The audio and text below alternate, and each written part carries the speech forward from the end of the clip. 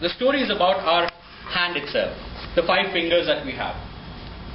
So one day what happened is the entire hand was resting, and one of the fingers, which is the finger, spotted a ring lying on a table and said, hey, and it woke up the other fingers and said, hey, let's go grab that finger. And that's when the second finger said, hey, it looked good on me, I think I should take it. And that's when the third finger also got up and said, no, I think it will look good on me because I'm the best finger to put on the rings on.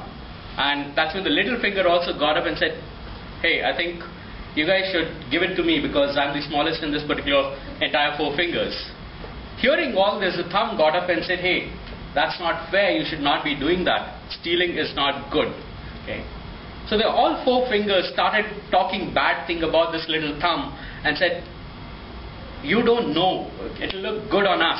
Why do you want to stop us from taking that particular ring? So the thumb still resisted and said, sorry, I don't care, but I'm not going to allow you to have that particular ring. And that's the reason why that thumb finger was put aside, and today we have the thumb standing alone apart from the 4 fingers together. Right? Now the reason why, if you look into the thumb, okay, it stood out for its courage, it stood out for what is right, and said this is what we need to do, what is right and what is wrong, and it stood out. And the message what I want you to take back from that particular story is that as a leader you have to understand when is that you have to stand out. Okay? You cannot be always together with what is happening.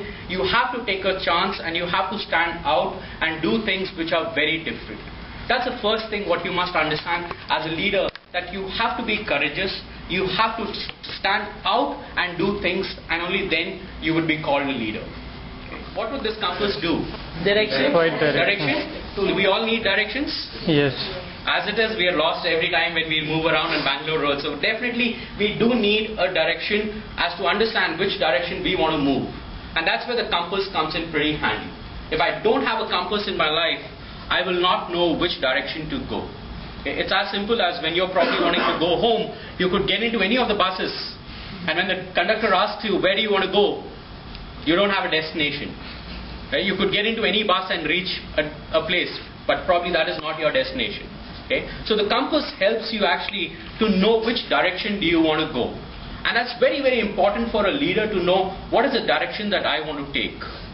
Okay? Because there are other people who will be behind him, who will be following him. Because of his motivational level, they will follow him and they would lead along with him as well.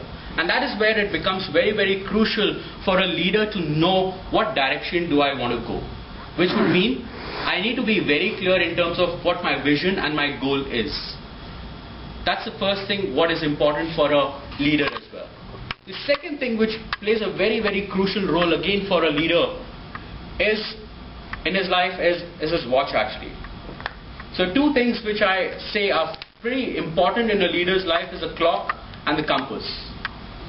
What's the benefit of having that clock in your life? Time management. Time? Time management. Are we good at time management? Very good. Very often, I'm sure most of you would have attended a time management session as well. But where does this time go? Managers take it away. Managers take it away. Okay. Fair enough. Any managers over here? They won't raise their hand. So I said it out loud. They won't raise their hand even. Okay. So, very clearly these 2 things play an important role in our life of a leader. One is the clock and second one is the compass. Now, both these things are very, very important because we can identify, yes, what would the clock do for me? It will tell me when, what I have to do certain things. And the compass will guide me in terms of the direction that I want to take. Now, if I have these 2 things aligned in my life, I would know one is in terms of the final destination. Second, by when do I need to achieve those things. If I have these 2 things in my life, that is where we start seeing that there is a change which is happening in my life. I'm moving towards a better side. The challenges that I would like to face would be much more in terms of interesting, and I would be able to overcome those particular challenges. Now, that is what we are saying as a leader. It is expected that you take a deep dive into that particular situation and then come to a conclusion. Right? very often you would have heard people also, when we talk about people's perception as well, very often you would have seen people just talking about, hey, that guy's got a bad attitude. I don't like him. Why? Not a good chap. Or we often make those particular statements as well for others at times. Now what makes us make those statements or those perceptions? What leads into that? What leads into that? First impression. Impression? Okay. Preconceived notions. And where would this impression or preconceived notion reflect on? Where would it be visible to you? Personal relationship. But where is it visible to you? That you can see and say, okay, hey, this guy, that's the reason why I don't like his attitude. Action? Other word for action? Behavior. Right? So when we look at our own individual behavior, okay, and we look at a leader's behavior, keep in mind your behavior is equally going to be judged by 10 other people who work along with you to decide whether you're a leader or you're not a leader. Okay. So if you have to exhibit your behavior as a leader, there are certain traits of a leader that we expect one to carry with themselves. Okay. Now, there are different ways how people work as a leader or how they project themselves as a leader as well. Okay.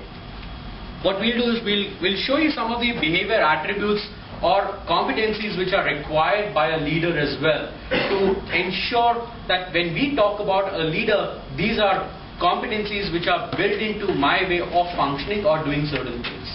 Because if at the end of the day you're not able to project yourself as a leader, it probably does not help you out in terms of moving next step forward as well.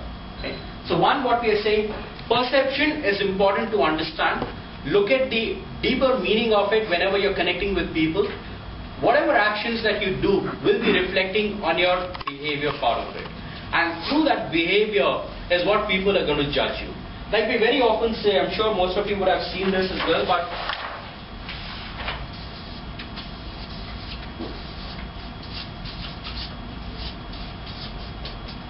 let's say you're in this boat and you're in the sea and you have come across an iceberg which is only visible to you 10%, and you want to now find out how big is this iceberg. Okay. What would you have to do? You're in this boat, that's the sea level, only this much is visible to you, and you want to find out how big is this iceberg. What would you need to do? Take a dive. Take a dive? Take a dive deep inside to find out how big is this iceberg. That's the only thing what you can do. In the same ways, when you connect with people, what is visible to you is only this 10%. The rest 90% is not visible to anyone. And that's where we are saying, as leaders, we are expected to take a deep dive to understand the people, to understand the situation, and then respond to it. Because very often when we look at only this 10% and we react to it, that is where most of the confusion or challenges happen. But if we decide to take a pause over here, deep dive, look at this 90% which is not visible, and then come to a conclusion, that is where the mark of a leader is, that my entire approach to that particular situation would have been well thought, and I would have come to a conclusion which is going to be beneficial for the entire team that I'm going to be working along with. The point what I'm trying to make is, when you don't ask questions, when there are doubts in your mind, you land up making an ass of you and for the other person with whom you're interacting. Now, the more you ask questions, the more helpful it will be for you to reach reality or reach your decision or your goal faster.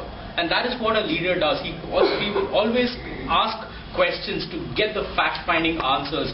What is happening? Why are we doing this? Those are questions which you will realize keep coming every now and then. And that's where the decision is between how a manager functions and how a leader functions. Sure. Now, if you look actually in your own life also, you would be either playing at times the role of a manager or at times the role of a leader. Right? I agree that we don't have a designated role that yes, a leader, and that's why you're there. Right? We tend to get into roles of being a manager and also of a leader. Now, when we talk about leadership, we're not saying that there has to be a position created for you and only then you will act as a leader. You can act as a leader in any irrespective role that you're into and irrespective of any function that you're into. Now when we talk about leadership, we're talking about you taking the onus of driving certain things and ensuring there is enough motivation which is created within your team to deliver certain outputs or end results or vision that you set aside for the organization or for the team as well.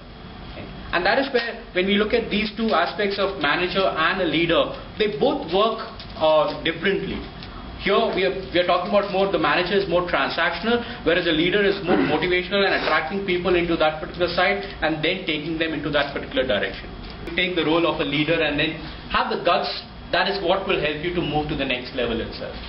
And appreciate the people who follow you. Don't discard them all, because those are people who will help you create that momentum, and that's what we saw in that video as well. The first person, you got to embrace him and clearly show him the way how to go about doing certain things as well. Don't discard him. Don't think, okay, I've got one, I will have many more, because that's the first person who's actually taken guts to come and join you as well. Okay. So that is where it is important for you to understand how you're going to be showing your leadership across and embracing other people who join into you to be a part of your particular movement itself. Right? Any questions? At the end, the leader was lost. Okay. But if he does something similar again, will he be visible? We don't know, right? So if you look back into the history of leaders as well, okay, how many leaders are still prominent from the past to now? How many leaders? Each leader has done something and then Correct. stop there. So there will be a phase. We are not saying a leader will be forever. You will have a phase of a leadership. You would have passed on your legacy to other people to follow, and you would have phased out. Right? That's the cycle of life. Right? One cannot be in that same phase forever.